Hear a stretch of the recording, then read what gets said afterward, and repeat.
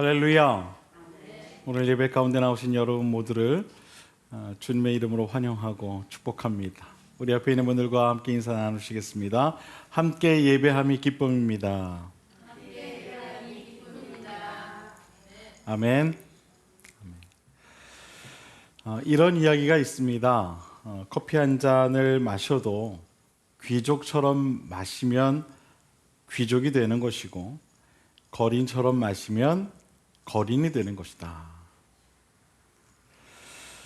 사람은 스스로 천하고 가치 없고 또 의미 없는 삶을 살아가면 천한 존재가 되는 것이고, 스스로 품위 있고 기품 있는 삶을 살아가면 가치 있는 사람이 되는 것입니다.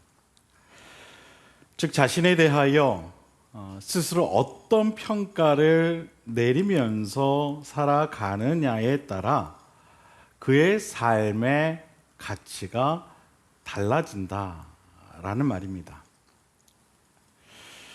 하나님의 자녀로 부르심을 얻은 우리가 하나님으로부터 특별히 선택받은 백성이라는 생각으로 스스로 이에 걸맞는 진실함과 참됨과 정직함과 사랑과 정의로운 삶을 살아간다면 어떤 처지와 환경에 처하든 우리는 하나님의 자녀로서 가치 있고 또 의미 있는 사람으로 삶을 살아갈 것입니다. 하늘 아래 고귀한 사람이 따로 있는 것이 아닙니다. 정해져 있는 것이 아니라는 것입니다. 스스로 가치 있는 마음으로 살아가는 사람이 고귀한 사람이 되는 것입니다. 우린 먼저 우리 자신의 가치를 깨달아야 합니다. 내가 얼마나 소중한 존재인가? 내가 얼마나 가치 있는 존재인가? 그것을 깨달아야 합니다. 우리 모두는 그리스도의 피 값으로 사신 주님의 백성입니다. 믿으십니까? 아멘. 고귀하고 존귀하신 만왕의 왕이신 주님께서 우리를 당신의 피 값으로 사셨는데 이 세상 그 어떠한 것이 우리 자신보다 더 값지고 가치 있는 것이 있겠습니까? 주님의 그 피 값으로 우리를 사셨는데. 로마서 3장 23절에서 25절 말씀을 보면 이런 말씀이 나옵니다. 모든 사람이 죄를 범하였음에 하나님의 영광에 이르지 못하더니 그리스도 예수 안에 있는 속량으로 말미암아 하나님의 은혜로 값없이 의롭다 하심을 얻은 자 되었느니라. 이 예수를 하나님이 그의 피로써 믿음으로 말미암는 화목제물로 세우셨으니 이는 하나님께서 길이 참으시는 중에 전에 지은 죄를 간과하심으로 자기의 의로우심을 나타내려 하심이니. 아멘. 사랑하는 여러분, 바라기는 여러분 자신이 얼마나 가치 있는 존재인가를 먼저 깊이 깨달으실 수 있게 되기를 바랍니다. 여러분 한 분 한 분 모두가 참으로 고귀하고 또 가치 있는 존재임을 깊이 깨달으시게 되기를 바랍니다. 그리고 그러한 가치에 걸맞는 삶을 꼭 누리시게 되기를 바랍니다. 세상에서 또 여러분의 가정에서 또 누구를 만나든지 누구와 함께 있든지 어떠한 환경이든지 그것과 상관없이 항상 하나님의 자녀에 걸맞는 그런 가치 있는 사람으로서의 삶을 꼭 살아가실 수 있게 되기를 바랍니다. 우리 옆에 있는 분들과 그런 의미에서 이렇게 서로를 축복했으면 좋겠습니다. 당신은 가치 있는 존재입니다.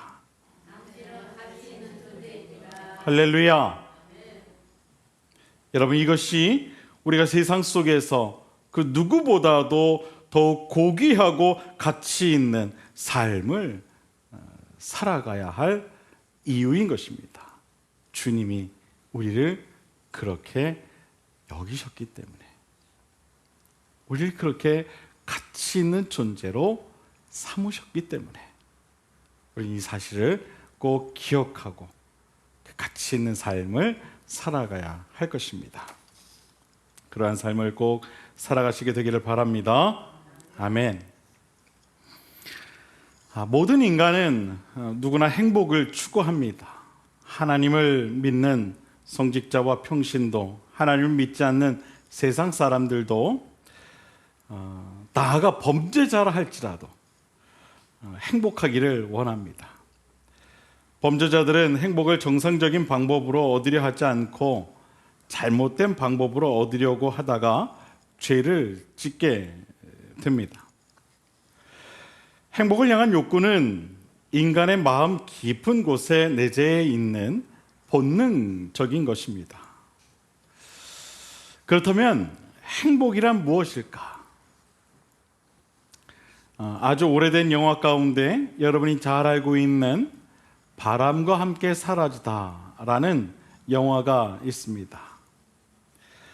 미국 이 남북 전쟁을 배경으로 한 이 영화를 보면 이런 대사가 나옵니다. 부유한 농장주의 딸로 나온 여자 주인공인 스칼렛이란 이 여인이 사랑하지 않고 결혼한 자신의 남편에게 이런 질문을 던집니다. 돈으로 살 수 없는 것도 있지 않을까요?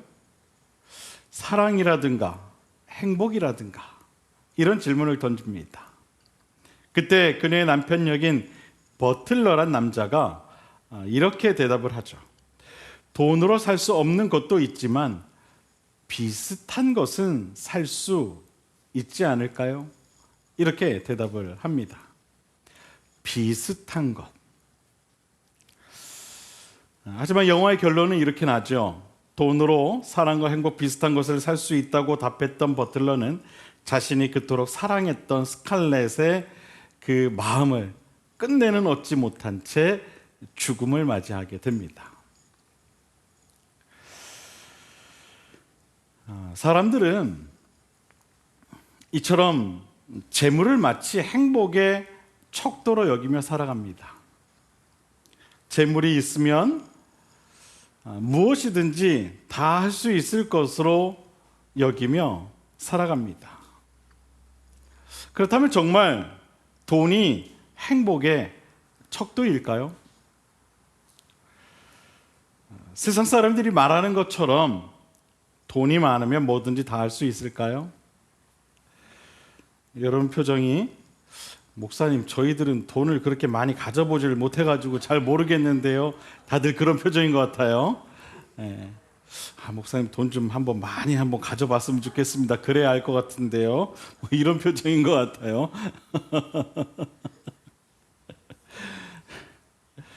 사실 이 질문은 돈이 없는 사람들에겐 뭐 그렇게 의미 있는 질문이 아닐 수도 있을 겁니다. 왜냐하면 많은 사람들은 돈이 많으면 최소한 지금보다는 행복할 것이다 라고 그렇게 생각을 하기 때문이죠. 하지만 정작 돈 많은 사람들은요, 그렇지 않다라고 한답니다. 그렇지 않다라고 해요.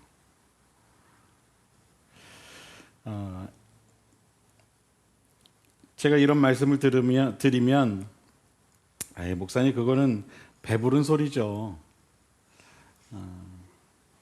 그렇게 생각하는 분들도 있을 것 같은데, 여러분 실제로 통계적으로 그렇다고 합니다. 실제로 미국의 이 개인 자산 관리 회사인 US 트러스트가 순수 개인 투자가 가능한 그 자산만 $300만 넘는 부자 457명을 대상으로 몇 가지 항목을 설문조사를 한 적이 있다고 합니다. 이 457명 가운데 개인 투자가 가능한 자산만 1,000만 달러가 넘는 대상만도 한 10%가 넘는다고 했다고 해요. 이들 중에 대다수인 75%가 자신이 부자가 될 수 있었던 것은 스스로 열심히 일했기 때문이라고 그렇게 대답을 했다고 합니다. 그리고 흥미로운 설문조사가 있는데, 설문조사 결과가 있는데, 이들 가운데 이 절반가량은 자신의 가족에게 재정적 안전을 제공하기 위해 부자가 되려 노력했으며, 그 과정에서 자신은 사생활과 인간관계, 건강을 희생할 수밖에 없었다고 그렇게 답을 했다고 합니다. 참 재미있는 결과가 아닐 수 없습니다.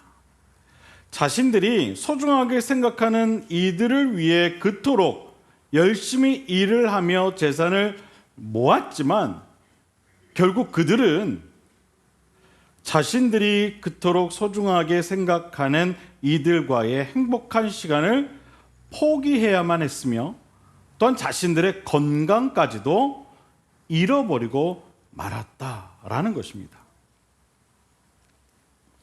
조사 대상자들 가운데에는 부모로부터 재산을 물려받은 상속자들도 포함됐던 것으로 보아 자수성가형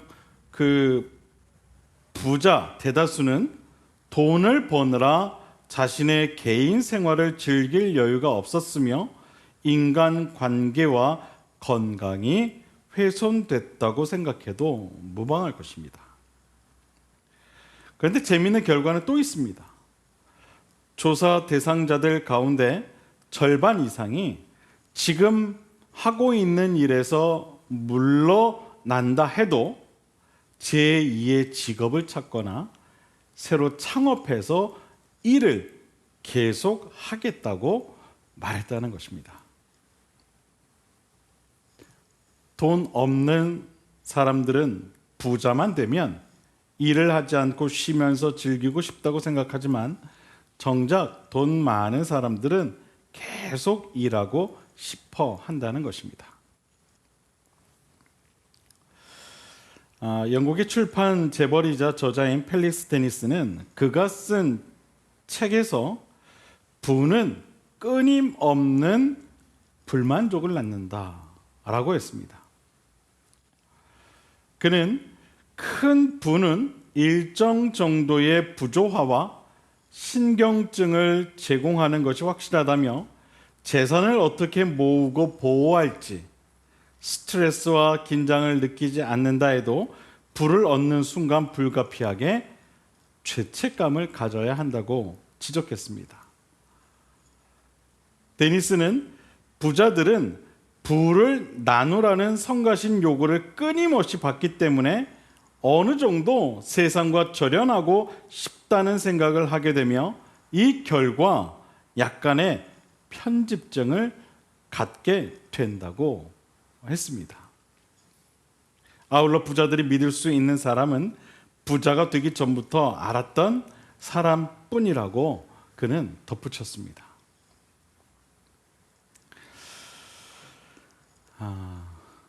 여러분, 부자들의 고충이 조금 이해가 되십니까? 그럼에도 불구하고 부자가 되고 싶으십니까? 대답들을 다들 못하시네요. 그래도 부자가 되고 싶으세요? 그럼 여러분 이 두 가지를 꼭 기억해 두시길 바랍니다. 첫 번째, 부자가 되면 돈 걱정에서 벗어날 수 있다는 생각은 여러분 착각이라는 거예요. 무슨 이야기인지 아시겠습니까? 야, 돈 많으면 돈 걱정 안 하겠지. 그게 절대 아니라는 거예요. 그건 큰 착각이라는 거예요. 오히려 돈 때문에 더 큰 스트레스를 받게 된다는 거예요. 그 두 번째 뭐냐면, 돈을 많이 벌어 놀겠다는 생각은 여러분 하지 마시길 바란다는 거예요. 부자가 된 많은 사람들이요, 지금 하고 있는 업무에서 물러난다 해도 어떻게 한다고요? 제2의 또 다른 일을 찾아서 자신의 건강을 희생해 가면서까지 일을 계속 한다라는 거예요. 일 중독자가 된다는 거예요. 그래도 부자가 되고 싶다면 부자 되십시오. 그래도 부자가 되고 싶다면 부자 되십시오. 일 중독자가 되든, 건강을 잃어버리든, 소중한 사람들의 관계가 끊어지든, 돈 때문에 스트레스를 받든, 그래도 목사님 전 부자가 되고 싶습니다.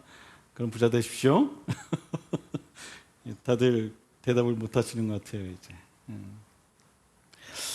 여러분, 무엇이든 얻는 것이 있으면은요, 반드시 잃는 게 있는 거예요. 다 얻을 수 없다는 거예요. 얻는 게 있으면 잃는 게 있는 거예요.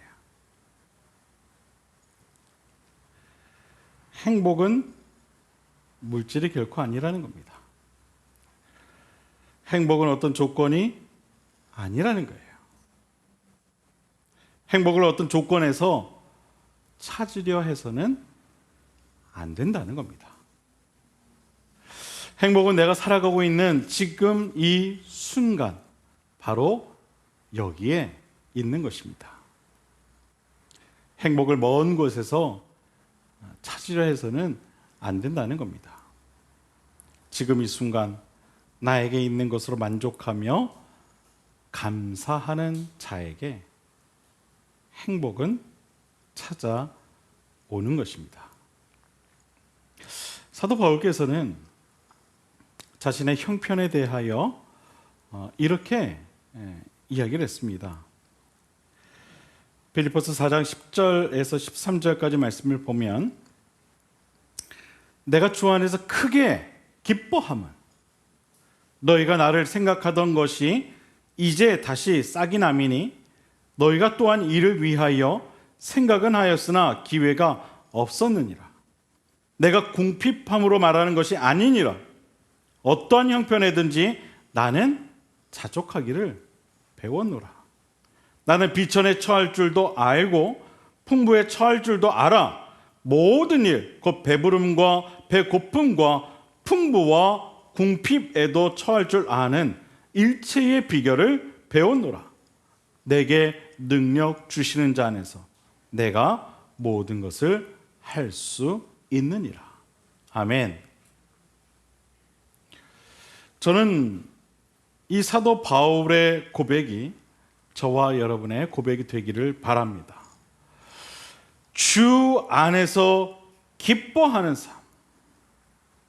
사도 바울은 그렇게 고백을 합니다. 내가 주 안에서 크게 기뻐함은. 주 안에서 기뻐하는 삶. 그러한 행복한 삶을 꼭 살아가는 저와 여러분 모두가 될 수 있게 되기를 바랍니다. 비천이나 풍부하거나 그것은 중요한 것이 아니라는 겁니다. 그것과 상관없이 모든 것에 만족하며 행복할 수 있는 방법, 그것은 바로 주 안에서 기뻐하는 삶을 살아가는 것이다 라는 사실을 우리는 기억해야 할 줄로 믿습니다. 사도 바울께서는 우리의 행복에 대하여 말하기를 비천과 풍부는 중요한 것이 아니라고 분명하게 말하고 있습니다. 사도 바울께서는 빌립보서 4장을 통해 내가 주 안에서 크게 기뻐함은 이라고 말씀하시면서 자신의 기쁨의 근원이 오직 예수 그리스도에게 있음을 우리에게 말씀하고 있습니다. 이 고백은 내가 주 안에서 살아가고 있느냐 아니냐에 따라 우리의 행복이 결정된다는 이야기입니다. 우리는 항상 이 한 가지 사실을 기억해야 합니다. 나는 주 안에 있는가, 그렇지 않은가. 코람데오. 나는 주님 앞에 서 있는가? 그렇지 않은가? 우리 날마다 이 사실을 스스로 돌아보아야 하는 것입니다. 나는 주님과 함께 하는가? 함께 하지 않는가? 주님께서는 당신을 따르던 제자들에게 이런 말씀을 하신 적이 있습니다. 요한복음 15장 5절을 보면 나는 포도나무요 너희는 가지라. 그가 내 안에 내가 그 안에 거하면 사람이 열매를 많이 맺나니 나를 떠나서는 너희가 아무것도 할 수 없음이라. 할렐루야. 그리고 요한복음 15장 7절에서도 이런 말씀을 하셨습니다. 너희가 내 안에 거하고 내 말이 너희 안에 거하면 무엇이든지 원하는 대로 구하라.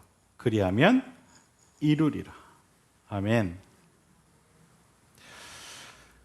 우리는 살아가면서 누구나 행복하고 싶어 합니다. 그런데 성경은 우리에게 행복하기 위해선 반드시 주님 안에 있어야 한다라고 말씀하고 있습니다. 그런데 우리가 이처럼 주님 안에 거하기 위해서는 반드시 우리 자신을 부인하는 결과를 가져올 수밖에 없는 것입니다. 얻는 게 있으면 잃는 것도 있다는 것입니다. 이유는 내 안에 내가 살아있으면 나는 주님 안에 거할 수 없고 또한 내 안에 주님께서도 거하실 수가 없기 때문입니다. 제가 오래전부터 좋아하던 노래가 하나 있습니다. 가시나무라는 노래입니다. 제가 대학 때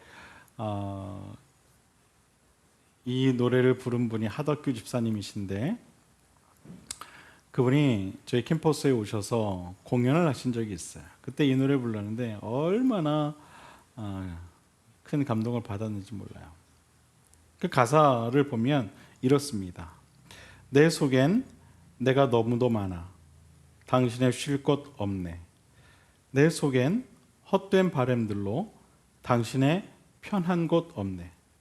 내 속엔 내가 어쩔 수 없는 어둠 당신의 쉴 자리를 뺏고 내 속엔 내가 이길 수 없는 슬픔 무성한 가시나무숲 같네. 바람만 불면 그 메마른 가지 서로 부대끼며 울어대고 쉴 곳을 찾아 지쳐 날아온 어린 새들도 가시에 찔려 날아가네. 바람만 불면 외롭고 또 괴로워 슬픈 노래를 부르던 날이 많았는데 내 속엔 내가 너무도 많아서 당신의 쉴 곳 없네. 이미 크리스찬이 된 하덕규 집사님이 아주 오래전 부른 이 가시나무란 노래 가사를 보면 꼭 우리 자신의 내면을 이야기하고 있는 것 같습니다. 내 속엔 내가 너무 많아. 여러분 행복지수가 낮은 사람을 보면은요 대부분이 자기 자신의 유익을 추구하고 자기 중심적인 삶에 빠진 사람들인 것을 보게 됩니다. 여유가 없어요. 그런 사람들은 결코 행복하지가 않습니다. 이처럼 내 자신에 집착하면 집착할수록 반대로 마음의 평화와 삶의 행복은 점점 더 멀어지게 되는 것입니다.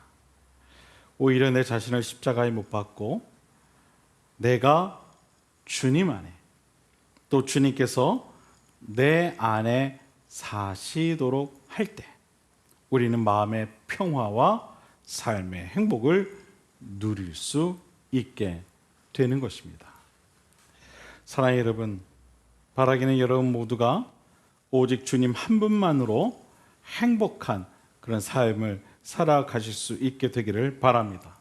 오직 주님 한 분만으로도 진심으로 기뻐하고 행복한 그런 삶을 살아갈 가시게 되기를 바랍니다. 마치 사도 바울처럼. 여러분, 사도 바울께서 뭐라고 이야기합니까? 오늘 본문을 보면 그가 이런 이야기를 합니다. 끝으로 나의 형제들아, 주 안에서 기뻐하라. 따라해 보겠습니다. 주 안에서 기뻐하라. 주 안에서 기뻐하라. 여러분, 사도 바울이 자신을 따르던 형제들에게 끝으로 이야기를 한답니다. 형제들아, 주 안에서 기뻐하라. 주 안에서 기뻐하라.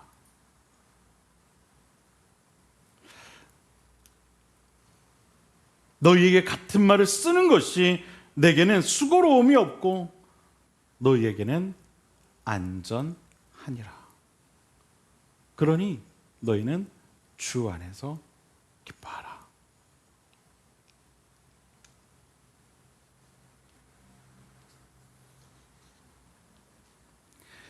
요한복음 17장에 나온 예수님의 기도를 공부하면 몇 가지 깨달음을 얻게 됩니다. 그 깨달음은 바로 진리는 단순하다는 깨달음입니다. 그리고 단순한 진리를 우리 스스로 복잡하게 생각해서는 결코 안 된다는 것입니다. 17장에서 예수님께서 기도하시기를 내가 세상에서 이 말을 하옵는 것은 그들로 내 기쁨을 그들 안에 충만히 가지게 하려 함이니라 라고 말씀하시면서 그 방법에 대하여 이렇게 설명을 하십니다. 계속해서 말씀을 보게 되면 내가 비옵는 것은 그들을 세상에서 데려가시기를 위함이 아니요 다만 악에 빠지지 않게 보전하시기를 위함이니이다. 내가 세상에 속하지 아니함 같이 그들도 세상에 속하지 아니하여 싸움나이다. 그들을 진리로 거룩하게 하옵소서. 아버지의 말씀은 진리니이다. 아멘. 주님께서는 말씀하십니다. 그들로 내 기쁨을 그들 안에 충만히 가지게 하려 함이니라. 그런데 그 방법이 무엇인가? 다만 악에 빠지지 않게 하는 것인데 그들을 진리로 거룩하게 하는 것이다. 그 진리는 곧 하나님의 말씀이다. 다시 말하면 이런 이야기입니다. 진리 안에 있으면 기쁨으로 살아갈 수 있을 것이다 라는 이야기입니다. 우리가 진리 가운데 거하는 것이 곧 세상 속에서 거룩한 하나님의 자녀로 기쁨이 충만한 가운데 행복한 삶을 살아갈 수 있는 유일한 방법임을 우리는 깨달아야 할 줄로 믿습니다. 우리 모두는 이미 이러한 사실을 잘 알고 있어요. 아, 그래, 진리 안에 있는 것이 참 내 기쁨이지 라는 것을 우리 너무나 잘 알고 있어요. 그런데 왜 많은 그리스도인들이 이 사실을 알고 있으면서도 그렇게 살아가지 못하는 걸까? 왜 그럴까? 왜 진리 안에 참된 행복이 있음을 알면서도 근심하며 걱정하며 고통 가운데 살아가는 걸까? 그것은 그들이 진리 앞에 서기를 망설이기 때문입니다. 그리고 진리를 스스로 너무 복잡하게 생각하기 때문에 그래요. 다시 말하면 내 안에 내가 너무 많기 때문에 그런 거예요.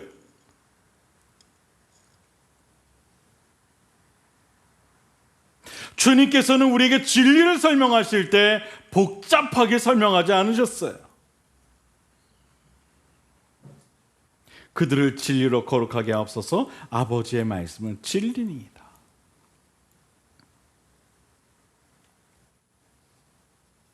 여러분, 우리가 진리로 살아가면 그 결과로 주님께서 주시는 참된 기쁨과 삶의 행복이 우리 안에 함께 하게 된다는 사실을 꼭 믿으시길 바랍니다. 주님은 우리에게 말씀하셨습니다. 진리를 알지니 진리가 너희를 자유롭게 하리라. 아멘. 여러분, 진리를 알면 그 진리가 우리를 자유롭게 할 것이다. 주님께서 말씀하셨어요. 자유로운 영혼, 죄로부터의 해방, 구원의 기쁨을 누리며 살아가는 사람보다 더 행복한 사람이 있을까요? 주는 우리에게 분명히 말씀하십니다. 진리를 알지니 진리가 너희를 자유케 하리라. 사랑하는 여러분, 여러분에게 다시 한번 묻겠습니다. 행복하고 싶으십니까? 행복하고 싶으십니까? 그러면 진리 가운데 머무르시길 바랍니다. 또 묻겠습니다. 정말 여러분 행복하고 싶으십니까? 그러면 진리와 함께 하시길 바랍니다. 다시 한번 묻겠습니다. 정말 여러분 행복하고 싶으십니까? 그러면 진리와 함께 살아가시길 바랍니다.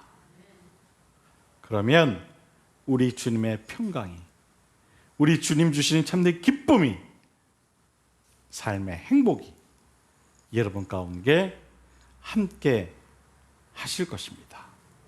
그러한 은혜를 누리며 살아갈 수 있는 오늘 이 시간 저와 여러분 모두가 될 수 있게 되기를 주님의 이름으로 다시 한번 간절히 축원을 드립니다. 기도하겠습니다.